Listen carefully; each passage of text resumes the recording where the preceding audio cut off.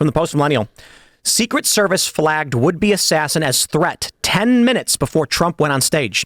Quote, you would think over the course of that hour you shouldn't lose sight of the individual. Somebody ought to be following up on those sorts of things. No evidence of that happening at all, Senator John Barrasso said. So here's what we know so far. 3 hours before the attempt on Trump's life, they identified this man with a rangefinder and flagged him. 3 hours. 3 hours. That's the latest. It was from this. They reported this morning. It's actually, they knew for 3 hours when he tried getting in.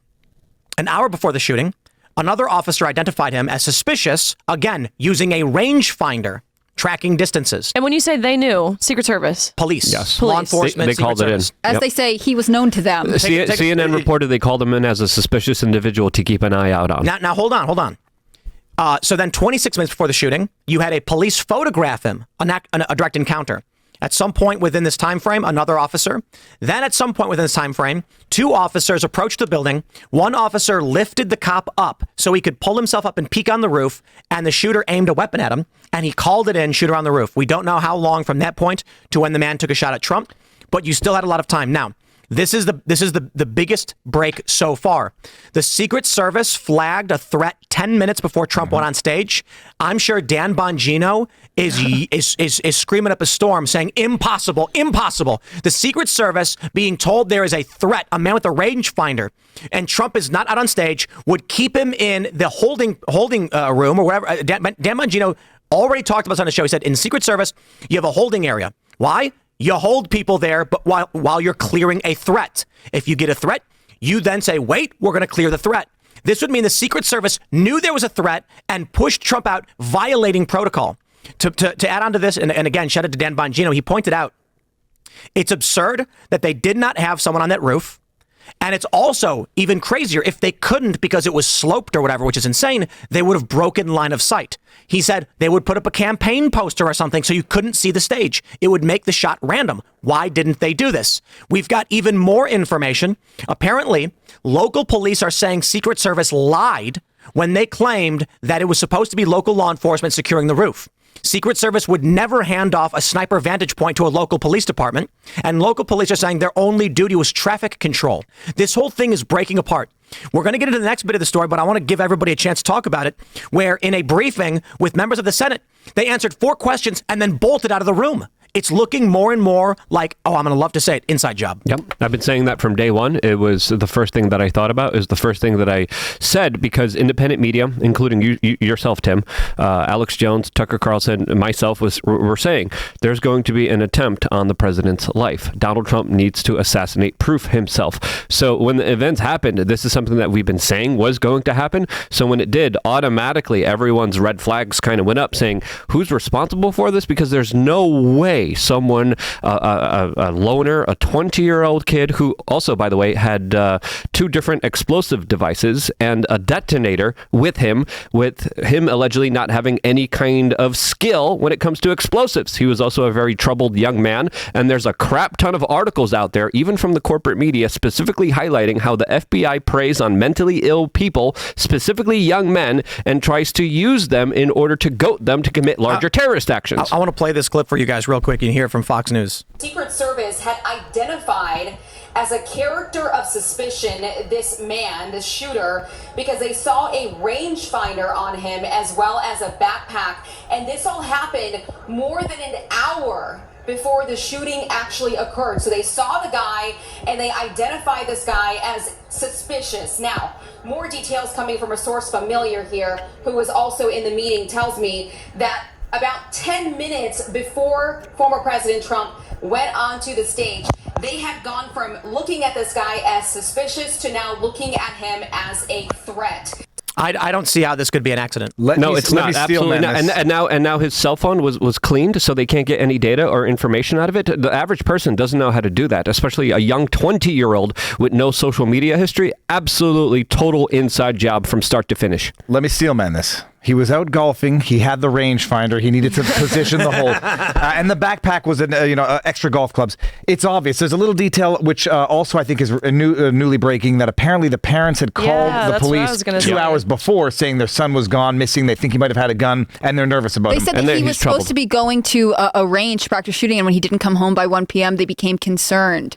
And that should tell you a lot, right? He's a 20-year-old man, and he hasn't even been missing for 24 hours, and his parents are already like, something is not right. We need to find him. Well, and they're looking at sound acoustics, they're looking at trajectory, and everything points to a potential second or third shooter.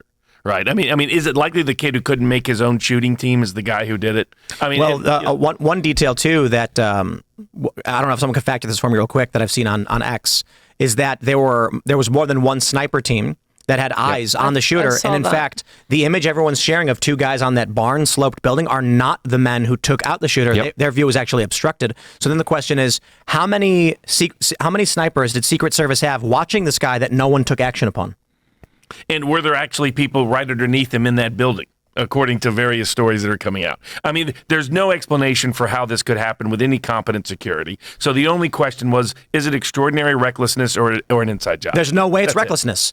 What did you call it? Fractal wrongness? Fractal wrongness. There's no way it's negligence. There were overt decisions that were made. And you hear, the thing is, even if you weren't inclined to believe that, you listen to Kim Cheadle's interview, and her answers don't make sense, even based on what we know. They weren't on the roof because it was too sloped. As if we're talking about protecting the president from assassination, and you're worried about a twisted ankle of Secret Service, and the other roof is even more slow. So her answers don't even make sense with it. Inside job, or someone just allowed this to happen. There's some, I don't know how you get or MK Ultra. Just to interrupt for a second, the Daily Mail is reporting that there were two sniper teams that both had a shot of, or had view of the roof that Crooks was on. How many shots did the shooter get off? Was it 8? There's inconsistency because there's sound that says there's one thing, there's timing, there's suggestions that he really should have only been able to get off 3 or 4, and yet they got to explain more than that. So that's where some of the questions are arising as to whether there was more than one shooter.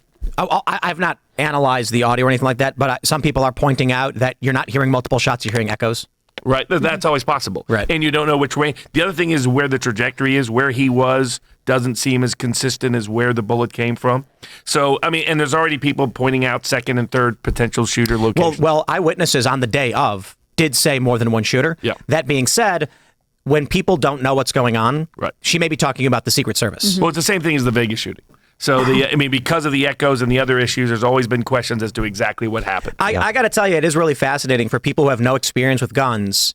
They genuinely, I do not believe they would understand where the bullet is coming from. Right. With echo, they'd be confused and they'd say, I heard a shot over there, and then immediately a shot over there, and it's like, right, because the sound bounces. A lot of the eyewitness reports immediately were, well, we thought it was fireworks. I mean, not everyone can even identify the sound of a gunshot, and I don't blame them for that, right? It's a deeply confusing situation, especially when you're going to an event like this where you believe that there is not just trust. Right. You have trust that Secret Service or police, law enforcement, they've done their job. It's not just security, it's like the best security in the world, because theoretically it's supposed to be protecting the former president of the United States. And in fact, the head of the FBI right now used to be involved with the Biden detail. I mean, I saw an interview with Eric Trump saying, I know these service members have been around for a long time. It's one of those moments where I'm sure if you're the Trump family right now, you are both not wanting to cast doubt on agents who you have known, have had in your home, have a personal relationship with, and also looking at this agency like, how did this happen? How did we get here? I mean, this is still the agency that is protecting Donald Trump right now. That it must on some level be sort of terrifying. You're putting your trust into people and you don't really know. I saw an interview with Eric Trump who did say, he was like, look, these are people who we have known and we've trusted. We've seen people on social media saying they didn't do a good job. They weren't thorough. They weren't effective.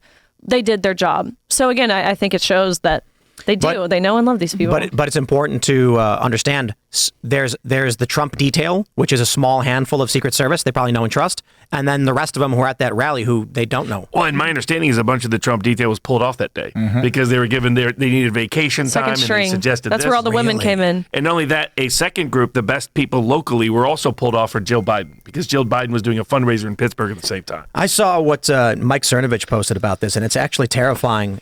When, we talked about what would have happened had Trump not tilted his head but a few degrees. And, Viva, you mentioned it would be like Franz Ferdinand. It would be the ignition for urban domestic conflict as well as international conflict. Mike Cernovich basically said, his view, the plan was after Trump is taken out, Joe Biden uses this emergency to launch extreme executive authority and then lock things down across the country, control the elections. I don't know exactly how it would play out or what would happen, but I do imagine that the federal government would go full Directive 51. For those that aren't familiar with that, it was an executive order put in play by George W. Bush in 2007, which says that in any kind of emergency, extreme catastrophic event, economic crisis, loss of life, the president of the United States can create and reform the U.S. government under a new constitutional government, and it would put a national continuity coordinator in executive authority. It would functionally make the executive branch the sole branch of government, overriding basically everything else. We've wondered when and how they would ever try to make a move like that. Barack Obama updated this. It was called Directive 51. I imagine if this actually did harm Trump, I would not be surprised if you ended up seeing, whether it's false flag or otherwise, chaos erupting, insurgency, and then Joe Biden coming out and rubber stamping some decree, some executive order. Rhinos in the uniparty establishment, Republican Party saying now is not the time. We need security in this country. These people are crazy. And then you'd end up with Nikki Haley going on stage and saying, I will be your nominee. I think. Thanks for watching this clip from Timcast IRL. Make sure to check out the live show Monday through Friday at 8 p.m. on this channel. Subscribe and we'll see you all there.